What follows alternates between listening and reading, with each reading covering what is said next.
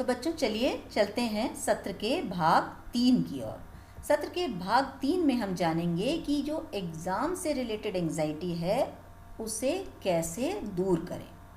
तो बच्चों परीक्षा है तो तनाव है, और अगर तनाव है तो हमें उसे झेलना है, और ना सिर्फ उसे झेलना है बल्कि उसे हमें दूर भी करना है ताकि हम आगे बढ़ सकें।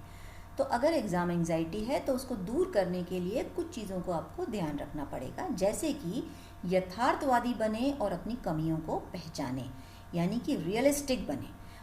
हर बच्चे को अपनी कमियों को पहचानना होगा, और साथ ही साथ हर बच्चे में कुछ ना कुछ खूबियाँ भी होती हैं। तो आप अपनी कमियों को पहचानें और साथ ही साथ आपके अंदर जो अच्छाइयाँ हैं उनको जानें, और इस तरीके से अपनी आवश्यकताओं के अनुसार रियलिस्टिक यानी यथार्थवादी एक्सपेक्टेशन रखें। परीक्षा की तैयारी पूरे मन से करें। ऐसा ना हो कि बस परीक्षा है तो एक बार किताब पढ़ ली और पहुंच गए। तो अगर आप ऐसा करेंगे, आपने पूरी तैयारी 100% अपना नहीं दिया, तो परीक्षा के दौरान आपको तनाव होगा। अपने दिमाग को शांत रखें। जैसा कि मैंने पहले भी कहा कि जब भी परीक्षा का समय आता है तो हमारे दिमाग में विचारों की उथल पुथल होती है, जो कि हम ध्यान केंद्रित नहीं करने देती, और हम डिस्ट्रैक्ट हो जाते हैं यानी भटक जाते हैं। तो ऐसी स्थिति में दिमाग को शांत रखने के लिए आपको योग या ध्यान की प्रैक्टिस करनी चाहिए, या आप प्राणायाम भी कर सकते हैं। तो बच्चों प्राणायाम जो है बहुत ही आसान सा व्यायाम है, जिसमें हम गहरी गहरी सांसें लेते हैं, जिसे हम डीप ब्रीदिंग भी कहते हैं, और एक बहुत ही अच्छी रिलैक्सेशन टेक्निक होती है, जिसके द्वारा जो प्राणवायु यानी ऑक्सीजन है वो आपकी कोशिकाओं तक पहुंचती है, आपके मस्तिष्क तक पहुंचती है, और इस तरीके से ना सिर्फ आपका दिमाग शांत रहता है, तनावग्रस्त नहीं होता, बल्कि जो आपने पढ़ा वो लंबे समय तक आपको याद भी रहता है। साथ ही साथ सकारात्मक बातें करें, और अपने आप के बारे में, स्वयं के बारे में नकारात्मक सोचने से बचें।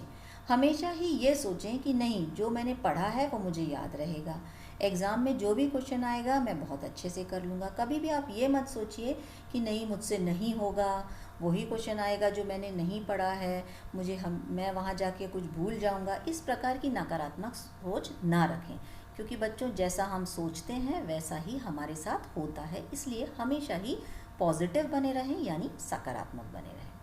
अपनी चिंताओं को दूसरों के साथ साझा करें, और ज़रूरत होने पर मदद भी मांगें। यानी कई बार ऐसा होता है कि जब आप चिंताग्रस्त होते हैं, तो आपने देखा होगा कि जब आप अपनी परेशानियों को दूसरों के साथ बांट लेते हैं, चाहे वो आपका कोई फ्रेंड हो, दोस्त हो, या माँ बाप हो, भाई बहन हो, कोई भी हो जिसके साथ आपको बात करना अच्छा लगता है, तो जब आप उसके साथ बात करते हैं तो आपकी चिंताएं अपेक्षाकृत थोड़ी कम हो जाती हैं। और अगर हम परेशान हैं तो किसी से मदद मांगने में कोई भी बुराई नहीं है, ये एक सामान्य प्रक्रिया है, और अगर आपको ऐसा लगता है तो आप किसी से मदद मांग सकते हैं। तो बच्चों इस तरीके से हमने देखा कि अगर आपको एग्ज़ाम एंजाइटी है तो उसे दूर करने के लिए हमें यथार्थवादी यानी प्रैक्टिकल बनना पड़ेगा। पूरे मन से परीक्षा की तैयारी करेंगे, दिमाग को शांत रखेंगे, रिलैक्स रहेंगे, पॉजिटिव रहेंगे, नकारात्मकता से बचेंगे, और यदि हम परेशान होते हैं तो अपनी समस्याओं के निवारण के लिए हम दूसरों से मदद भी मांगेंगे। तो परीक्षा के तनाव जो है, जब भी परीक्षा होती है तो आपको तनाव महसूस होना एक बहुत ही स्वाभाविक सी प्रक्रिया है। तो अगर आपको फिर भी तनाव हो रहा है तो अब आप इसको कम कैसे करें? क्या ऐसी तकनीक है, क्या ऐसे तरीके हैं जिससे कि आप परीक्षा से होने वाले तनाव को कम कर सकते हैं? तो बच्चों सबसे पहले तो एक्टिव रहिए। एक्टिव यानी सक्रिय रहिए। कई बार क्या होता है, जैसे ही परीक्षा की डेट अनाउंस होती है, जैसे जैसे परीक्षा का समय नज़दीक आने लगता है, तो बच्चे अपने आप को एक जगह बंद कर लेते हैं, कमरे में या जहाँ पे भी वो पढ़ते हैं, और वो दिन रात सिर्फ पढ़ते हैं, और वो कहीं बाहर नहीं जाते, ना दोस्तों से मिलते हैं, ना बात करते हैं। तो इस तरीके से जब आप बैठे बैठे पढ़ते ही रहेंगे तो एक समय के बाद आपका शरीर, आपका मन, आपका मस्तिष्क थक जाएगा। इसलिए एक्टिव रहिए, लोगों से मिलते जुलते रहिए, व्यायाम करिए, ध्यान लगाइए, योग एवं गहरी सांसें। बच्चों ये जो व्यायाम, योग एवं गहरी सांसें या प्राणायाम है, ये ना सिर्फ एक एक्सरसाइज है बल्कि ये रिलैक्सेशन टेक्निक होती हैं, जो कि आपके मन मस्तिष्क को एवं शरीर को रिलैक्स करती हैं, जिससे कि आप तनाव को दूर कर सकते हैं। अपनी चिंताओं को दोस्तों, शिक्षकों, माता पिता अथवा काउंसलर से साझा करें।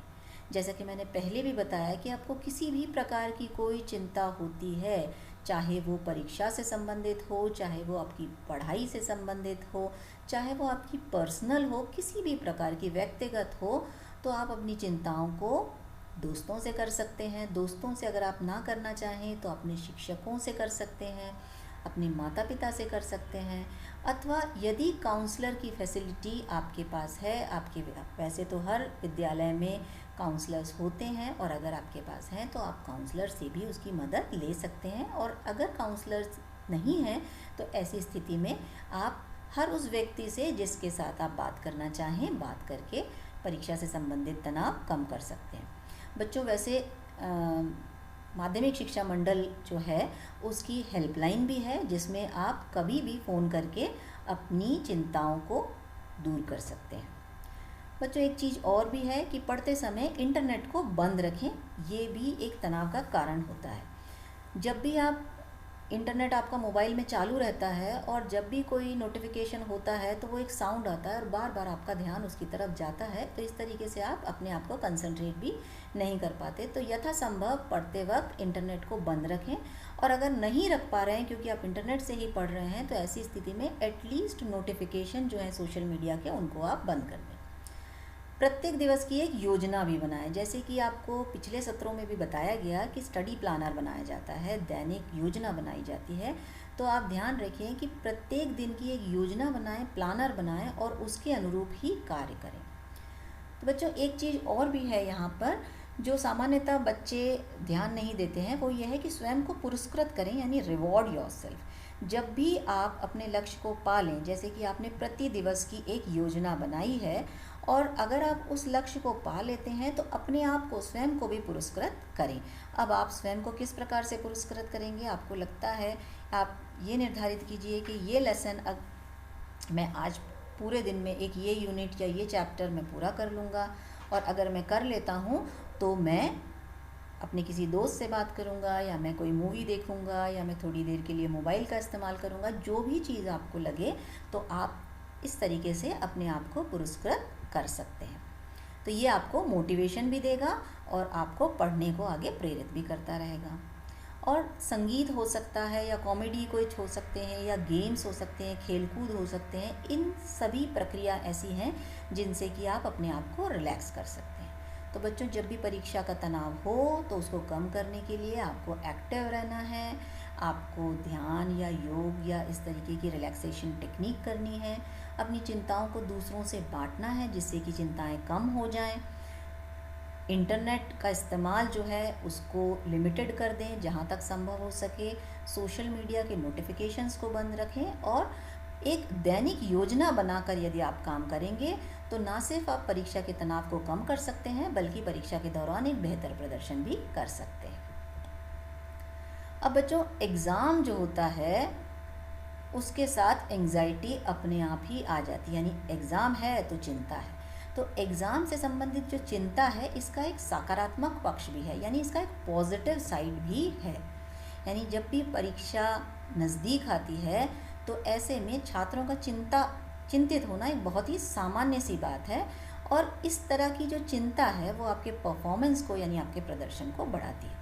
तो बच्चों, आपने ये महसूस किया होगा कि जब परीक्षा की घड़ी नज़दीक आने लगती है उस वक्त आप ज़्यादा कंसंट्रेट करते हैं, और जो भी आप पढ़ते हैं आप बहुत जल्दी से समझ भी जाते हैं, क्योंकि ये जो एक चिंता आपके मन में आ गई है कि परीक्षा आने वाली है और आपको अच्छे से पढ़ना है, तो ये आपके प्रदर्शन को भी बढ़ाती है, यानी एक तरीके से पॉजिटिव इफ़ेक्ट आपके परफॉर्मेंस पर डालती है।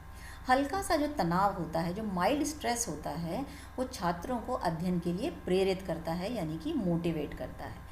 जब तक परीक्षा की डेट नहीं आती तो बच्चों में पढ़ने का क्यों इतनी प्रेरणा नहीं होती, लेकिन जैसे ही डेट आ जाती है तो तुरंत वो एक्टिव हो जाते हैं कि बस डेट आ गई, इतने दिन बचे, अब तो पढ़ना है। तो इस तरीके से जो हल्का सा तनाव है ये परीक्षा के लिए ज़रूरी भी होता है। ये छात्रों में दृढ़ निश्चय, जिसे कि हम डिटर्मिनेशन कहते हैं, एवं एकाग्रता यानी कंसंट्रेशन को बढ़ाता है। जैसा कि मैंने पहले भी आपको बताया कि जैसे ही परीक्षा की घड़ी नज़दीक आने लगती है वैसे आप और अधिक पढ़ने लगते हैं, ज़्यादा समय देने लगते हैं, ज़्यादा डिसिप्लिन हो जाते हैं और आपकी एकाग्रता भी बढ़ जाती है। यही है एग्ज़ाम एंग्जाइटी का सकारात्मक पक्ष, यानी जो पॉजिटिव पहलू जो है उसका ये है। ये छात्रों में निर्णय लेने की क्षमता यानी डिसीजन मेकिंग को भी बढ़ाता है। यानी परीक्षा के समय आपकी जो डिसीजन मेकिंग क्षमता है वो भी अपेक्षाकृत ज़्यादा बढ़ जाती है। आप समय के साथ निर्णय लेने की क्षमता विकसित कर लेते हैं। ये छात्रों में समस्या सुलझाने के कौशल, जिसको कि हम प्रॉब्लम सॉल्विंग स्किल कहते हैं, एवं टाइम मैनेजमेंट स्किल यानी कि समय प्रबंधन के कौशल को भी बढ़ाता है। सामान्यतः आप अपने आप में ही देखते होंगे कि जब स्कूल खुलते हैं उस वक्त कई बार आप थोड़े से अव्यवस्थित होते हैं कि आप मैनेज नहीं कर पाते कि कब क्या पढ़ना है और आपका पढ़ाई जो है उस तरीके से नहीं हो पाती। लेकिन जैसे जैसे परीक्षा की घड़ी नज़दीक आती जाती है वैसे आपके अंदर एक समय प्रबंधन का कौशल जो है वो विकसित होने लग जाता है और आप पाते हैं कि आप अपने समय को अधिक अच्छे तरीके से व्यवस्थित रूप से मैनेज कर पा रहे हैं। तो इस तरीके से एग्ज़ाम एंग्जाइटी जो है हमेशा ही बुरी नहीं होती, इसका सकारात्मक पक्ष भी होता है। और इस तरीके से हम देखते हैं कि ना सिर्फ हम परेशान, जब सामान्यतः बच्चे बोलते हैं कि एग्ज़ाम एंग्जाइटी से, तनाव से हम परेशान होते हैं, लेकिन अगर हम अपना ध्यान थोड़ा सा परिवर्तन करेंगे, सोचने की तरीके को थोड़ा सा परिवर्तित करेंगे, तो हम ये पाएंगे कि एग्ज़ाम एंग्जाइटी हमारे परीक्षा के बेहतर प्रदर्शन के लिए भी बहुत ज़रूरी है। तो बच्चों, परीक्षा के दौरान की जब हम बात कर रहे हैं तो आपको ये पता होना चाहिए, और मैं आपको ये भी बता दूं कि ऐसा महसूस करने वाले या परीक्षा के दौरान तनाव महसूस करने वाले आप अकेले नहीं हैं। और परीक्षा से पहले या परीक्षा के दौरान नर्वस होना एक बहुत ही सामान्य सी बात है। और एग्ज़ाम एंग्जाइटी यानी कि ये जो चिंता है एक बहुत ही सामान्य प्रक्रिया है जो लगभग सभी छात्रों में, या ये कहें कि सभी लोगों में देखी जाती है। किसी भी उम्र का व्यक्ति हो, अगर उसे परीक्षा देना होगी तो उसके अंदर इस प्रकार का तनाव एवं चिंता देखी जानी बहुत ही स्वाभाविक सी बात है। तो ये जो तनाव है या चिंता है, सामान्यतः इसके मुख्य कारण क्या होते हैं? एक तो होता है हारने का डर लगता है कि कहीं हम हार ना जाएं, क्योंकि बच्चों हर व्यक्ति जीत की उम्मीद करता है। दूसरी है अपर्याप्त तैयारी। कई बार क्या होता है कि हम ये जानते हैं कि हमने तैयारी जो है वो पूरी तरीके से नहीं की है। जब हमको ये पता होता है कि हमारी तैयारी पूरी नहीं है तो भी हमें चिंता होने लगती है। और यदि हमारे कुछ पिछले बुरे अनुभव होंगे तो भी हमें डर लगता है कि हो सकता है कि वही बुरे अनुभव इस बार भी हो जाएं। तो सामान्यतः जो परीक्षा के दौरान चिंता होती है उसके कारण क्या है बच्चों? कि हारने से डर लगता है, तैयारी पूरी नहीं होती और परीक्षा के कुछ बुरे अनुभव होते हैं जो कि हमें सताते हैं। तो अब बात आती है कि यदि आप परीक्षा में बेहतर प्रदर्शन करना चाहते हैं तो अब आप कैसे करेंगे? तो यहाँ कुछ बच्चों आपके लिए सुझाव दिए गए हैं, उस पर अगर आप अमल करेंगे तो आने वाली परीक्षा में आप निश्चित रूप से बहुत अच्छे अंकों में ना सिर्फ पास होंगे बल्कि अपने निर्धारित लक्ष्य को भी पा सकेंगे। सुनिश्चित करें कि आपने ठीक से अध्ययन किया है, यानी जो भी आपका पाठ्यक्रम है आपको उसको पूरा करना है, और ना सिर्फ उसे पूरा करना है बल्कि पूरे मनोयोग से उसको अच्छी तरीके से ठीक से अध्ययन करना है, और कोई भी टॉपिक को आपको छोड़ना नहीं।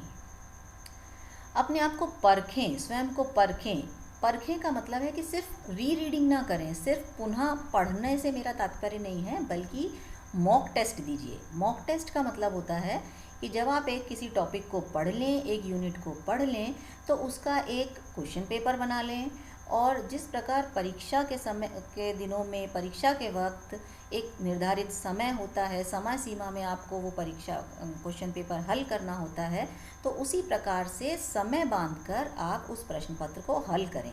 तो इस तरीके से आप टाइम मैनेजमेंट भी सीखेंगे और साथ ही साथ जो आपने पढ़ा है वो भी आपको अच्छी तरीके से याद हो जाएगा। समय का प्रबंधन भी आपको सीखना है। कहीं ऐसा ना हो कि आप किसी एक टॉपिक को ही पढ़ते रह जाएं और बाकी टॉपिक या बाकी सब्जेक्ट्स को पढ़ने के लिए आपके पास समय ही ना बचे।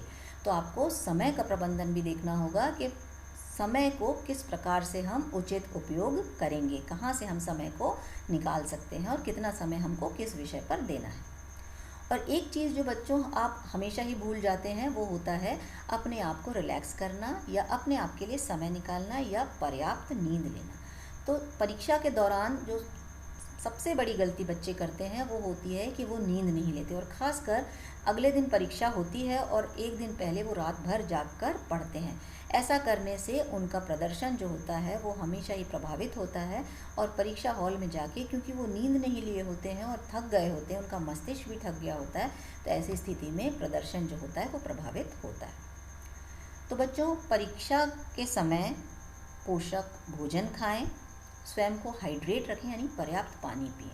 तो जब हम अच्छा भोजन खाते हैं, पेट भर के भोजन खाते हैं, समय पर खाना खाते हैं और पर्याप्त पानी पीते हैं। बच्चों, पानी पीने का अक्सर बच्चे भूल जाते हैं क्योंकि भूख तो हमें लग जाती है, लेकिन प्यास लगते टाइम हम समझ नहीं पाते और पर्याप्त पानी नहीं पीते। तो अगर आप पर्याप्त पानी पिएंगे, उचित भोजन खाएंगे, तो आप अपने आप को हाइड्रेट रख पाएंगे और कंसंट्रेशन करने में आपको मदद मिलेगी। और एक चीज़ बच्चों आप ध्यान रखिए कि हर दो व्यक्ति अलग होते हैं, कोई भी दो व्यक्ति एक समान नहीं होते, उनकी हर चीज़ अलग होती है। तो ऐसी स्थिति में किसी दूसरे से अपने आप को कंपेयर मत कीजिए, यानी दूसरों से अपनी तुलना मत कीजिए। हो सकता है कि आपका कोई फ्रेंड हो, आपका कोई दोस्त हो जिसकी की तार्किक शक्ति बहुत अच्छी हो, जिसके गणित बहुत अच्छा हो, उसके गणित में बहुत अच्छे मार्क्स आ जाते हो, लेकिन हो सकता है कि आपकी गणित अच्छी ना हो लेकिन आपकी लैंग्वेज बहुत अच्छी हो, तो आपको लैंग्वेज में बहुत अच्छे मार्क्स आ जाते हैं। तो किसी से अपने आप की तुलना मत कीजिए, जितना आपको आता है उस हिसाब से आप अपना प्रदर्शन की तैयारी कीजिए। और अगर आप चिंतित महसूस करते हैं तो दूसरों से बात करें, यानी कि अपनी फीलिंग्स को शेयर करें। कई बार क्या होता है कि बच्चा चिंतित तो होता है, विद्यार्थी चिंतित तो होते हैं, परेशान भी महसूस करते हैं, लेकिन वो अपने आप के अंदर ही रख लेते हैं। तो किसी विषय संबंधित हो सकता है या व्यक्तिगत हो सकता है, भावनात्मक हो सकता है, किसी भी प्रकार की चिंता अगर आपके मन में होती है तो आप अपने इमोशंस को, अपने फीलिंग्स को किसी भी व्यक्ति से शेयर करें, जिससे कि आप अपने आप को न सिर्फ हल्का महसूस करेंगे बल्कि पढ़ाई पर उचित ध्यान भी दे पाएंगे। तो बच्चों, बेहतर प्रदर्शन के लिए आपको क्या करना है? आपको पूरे मन से पढ़ाई करनी है, आपको पढ़ने के बाद रिवीजन करना है, अपने आप को परखने के लिए आपको मॉक टेस्ट देना है, टाइम मैनेजमेंट का भी ध्यान रखना है, अपने आराम का भी ध्यान रखना है, पर्याप्त नींद लेनी है, और ख़ासकर परीक्षा के एक दिन पहले तो आपको कम से कम 8 घंटे की अच्छी नींद लेनी ही है। अच्छा भोजन खाएंगे, अच्छे भोजन से मेरा मतलब है जो भी आपके पास है वो भर पेट खाइए, बहुत सारा पानी पीजिए ताकि आप हाइड्रेट रहें। दूसरों से कभी भी अपने आप की तुलना ना करें कि वो इतना कर पा रहा है या मैं इतना नहीं कर पा रहा हूँ। और यदि आप किसी प्रकार की चिंता महसूस करते हैं तो दूसरों से बात ज़रूर करें। तो बच्चों, आशा है यह सत्र आपके लिए उपयोगी रहा और अब आप यह जान पाए कि परीक्षा संबंधी तनाव यानी एग्ज़ाम एंग्जाइटी को दूर करने के लिए किस प्रकार की स्ट्रैटेजीज़ या तकनीक अपनाई जा सकती हैं, जिससे अपने लक्ष्य को आप पा सकें और साथ ही साथ परीक्षा में बेहतर प्रदर्शन भी कर सकें। आप सभी को बहुत बहुत शुभकामनाएं। All the best.